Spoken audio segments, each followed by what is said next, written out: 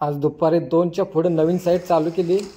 सगळं वायरिंगचं पडलेलं इकडे तिकडे 4-4 पाईपा मारायच्या होत्या. उंचावरचं काम होतं भरपूर.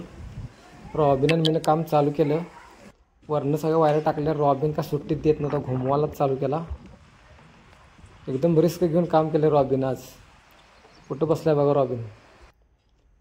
हे बघा शिडी केवढी मोठी आहे आणि फ्रंटनं घ्यायचं होतं सगळं आर्थिंग. सगळं मीटर खाली आहे. कवा एकदा खाली येऊन झालं तर वायऱ्या सगळ्या आहे का. रॉबिन है तो सब मुमकिन है.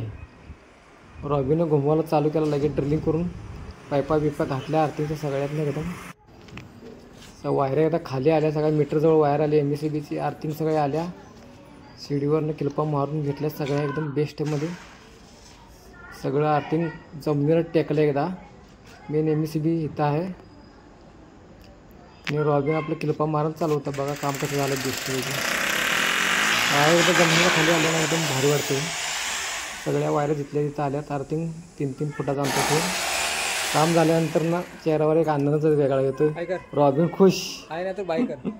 रॉबिन हाय करायला आता एकदम खुश झालं. काय सगळ्या वायऱ्या खाली आल्या म्हणून बेस्ट झालं. त्रास होतोय पण काम करायलाच पाहिजे.